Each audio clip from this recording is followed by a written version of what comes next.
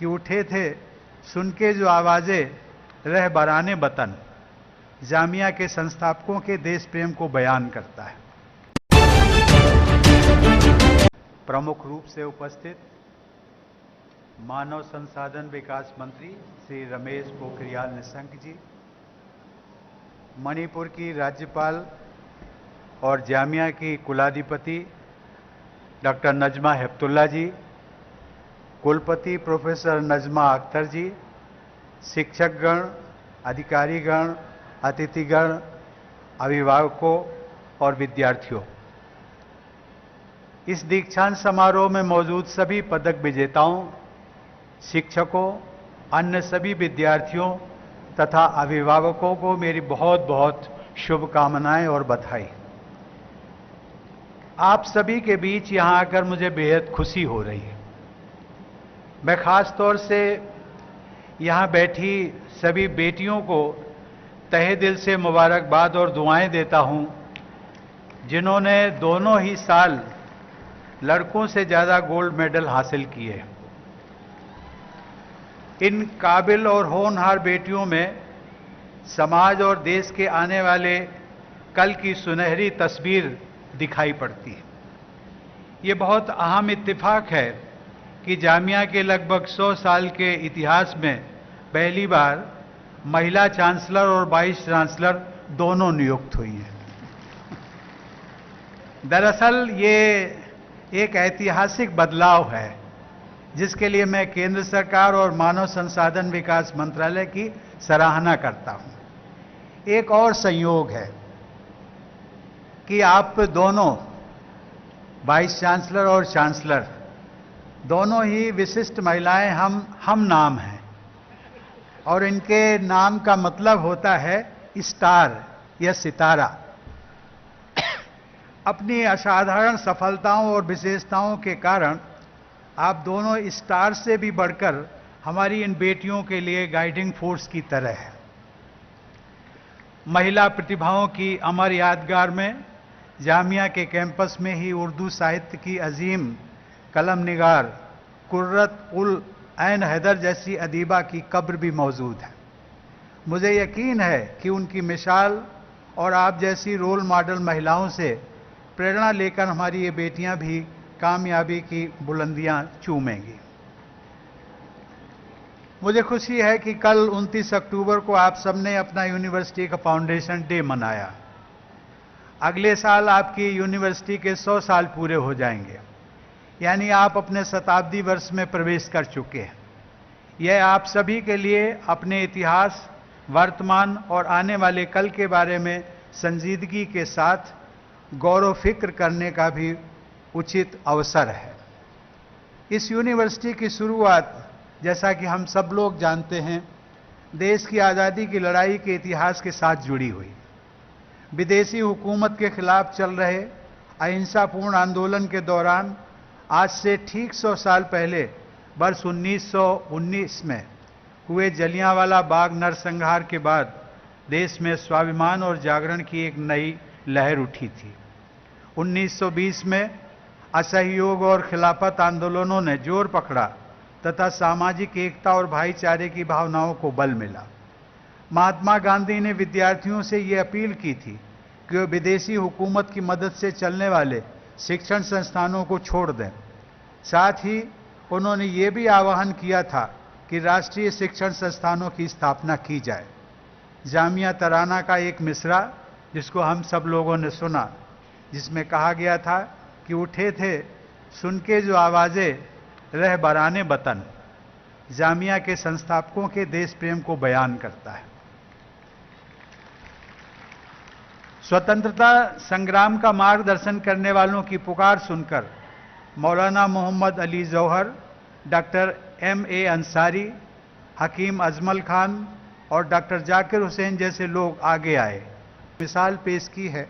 वो हमारे देश और समाज की सही पहचान है। इस पहचान को बनाए रखना तथा इसे और भी अधिक मजबूत बनाना आप सभी विद्यार्थियों की खास जिम्मेदारी है। आप सभी पर मौलाना मोहम्मद अली जौहर, महात्मा गांधी और डॉक्टर जाकिर हुसैन के सपनों को पूरा करने की भी जिम्मेदारी है। प्रख्यात शिक्षाविद और मेरे पूर्ववर्ती राष्ट्रपति डॉक्टर जाकिर हुसैन ने गांधी जी के आदर्शों को शिक्षा व्यवस्था में ढालने का आजीवन प्रयास किया।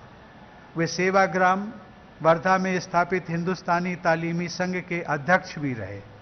महात्मा गांधी के आदर्शों को भारत में ही नहीं बल्कि अन्य देशों में भी फैलाने के लिए डॉक्टर जाकिर हुसैन साहब में कितना उत्साह था, इसका अंदाज इस बात से लगाया जा सकता है कि वे जब जर्मनी में उच्च शिक्षा प्राप्त करने गए थे, उसी दौरान उन्होंने जर्मन भाषा में डाई बोटसॉफ्ट देश महात्मा गांधी यानी महात्मा गांधी के संदेश नाम की एक पुस्तक भी उन्होंने लिखी थी। जैसा कि आप सभी जानते हैं कि वो 22 वर्षों तक जामिया के वाइस चांसलर रहे।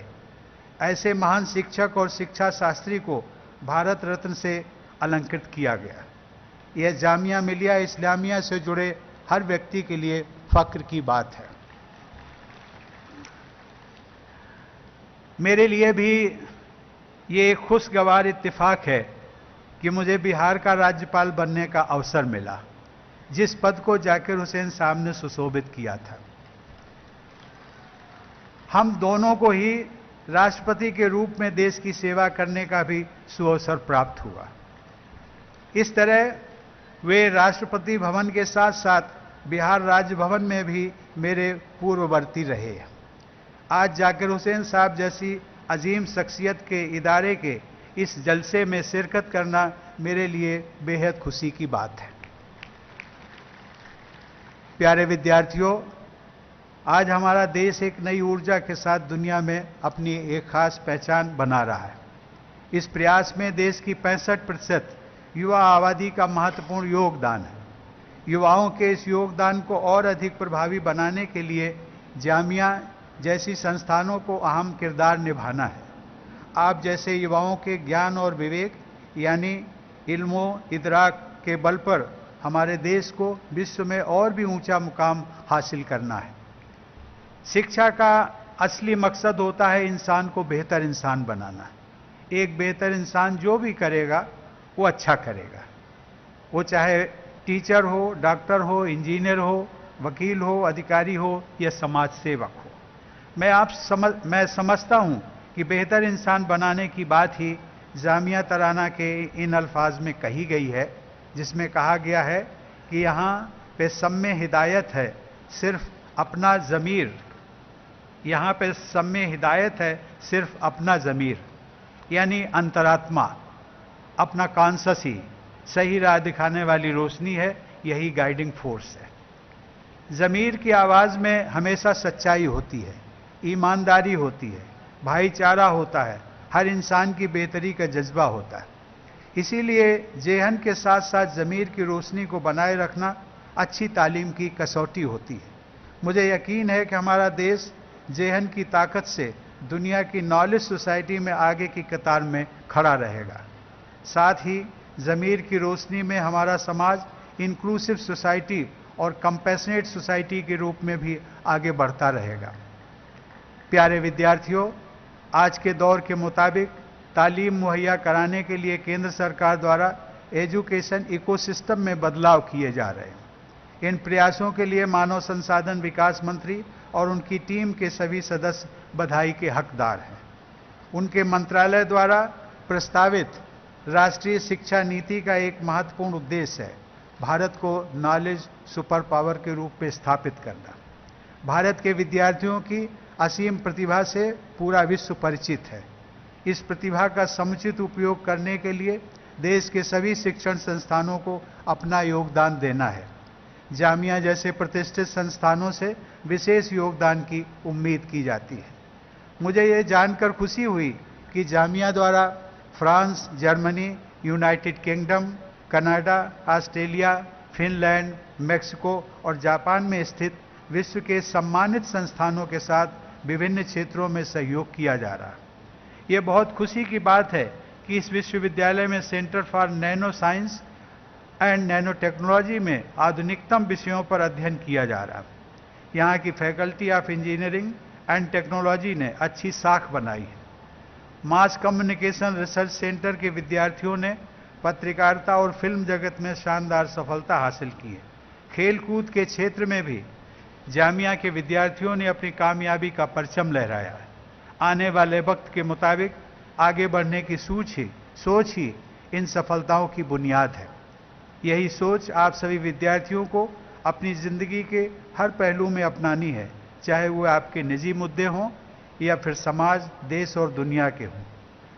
मुझे ये जानकर खुशी हुई कि जामिया द्वारा पड़ोस की बस्तियों में कम्युनिटी डेवलपमेंट प्रोग्राम चलाए जा रहे हैं। दिव्यांग बच्चों के लिए विशेष कार्यक्रम भी चलाए जा रहे हैं। किसी मजबूरी या परेशानी के कारण पढ़ाई को बीच में रोकने के लिए मजबूर बेटियों को शिक्षा प्रदान की व्यवस्था की जा रही है। मैं उन सभी महिलाओं की और पूरी टीम को बधाई देता हूं जो यहां दस्तरख्वान के नाम से कैंटीन चला रही हैं। समाज के हर तबके को विकास से जोड़ने के लिए कॉरपोरेट सोशल रिस्पॉन्सिबिलिटी यानी CSR की तरह यूनिवर्सिटी सोशल रिस्पॉन्सिबिलिटी यानी USR पर भी जोर देने की जरूरत है। मैंने जून 2018 में आयोजित राज्यपालों के वार्षिक सम्मेलन में अनुरोध किया था कि विश्वविद्यालयों को USR के लिए सक्रिय होना चाहिए। उस सम्मेलन में आपकी चांसलर डॉक्टर नजमा हेपतुल्ला मणिपुर की राज्यपाल की हैसियत से शरीक हुई थी। मुझे बताया गया है कि केंद्र सरकार के उन्नत भारत अभियान के तहत जामिया द्वारा 5 गांवों को गोद लिया गया है। क्या जामिया द्वारा कुछ और गांवों को भी गोद लिया जा सकता है? इस पर भी विचार करना मुनासिब होगा। मैं चाहूंगा कि इस अभियान के लक्ष्यों के लिए काम करने के साथ साथ यहाँ के विद्यार्थी उन गांवों में 2 माह के अंतराल पर अवश्य जाएं। यदि संभव हो तो रात में वहां रुकें। गांव वालों के साथ मिल बैठकर उनके मसलों को समझने की कोशिश करें। वे गांव की साफ सफाई, साक्षरता, सभी बच्चों के टीकाकरण तथा न्यूट्रिशन जैसी योजनाओं के बारे में गांव के लोगों के साथ में इंटरेक्शन करें। साथ ही केंद्र तथा राज्य सरकार की योजनाओं के बारे में भी उन्हें जानकारी प्रदान करें। ऐसे प्रयासों से समाज के कमजोर वर्गों को मदद मिलेगी। साथ ही विद्यार्थियों की समझ और संवेदनशीलता में भी इजाफा होगा। समझदार और संवेदनशील युवा ही कल के राष्ट्र निर्माता हैं।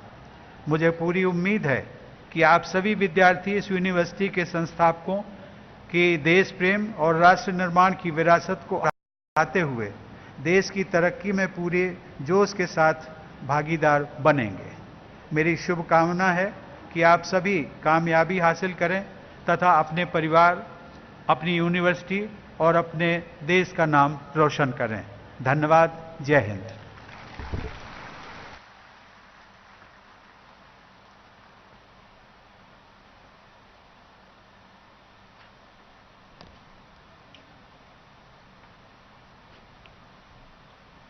मिलेट टाइम्स की वीडियोस देखने के लिए यहां क्लिक करके सब्सक्राइब करें और हां, बेल आइकन जरूर दबाएं। अगर फेसबुक पर देख रहे हैं तो पेज लाइक करें। ताजा तरीन खबरों और मज़ामीन के लिए विजिट करें हमारी वेबसाइट www.millettimes.com। हमारी ये वेबसाइट उर्दू, हिंदी, इंग्लिश तीनों लैंग्वेज में मौजूद है।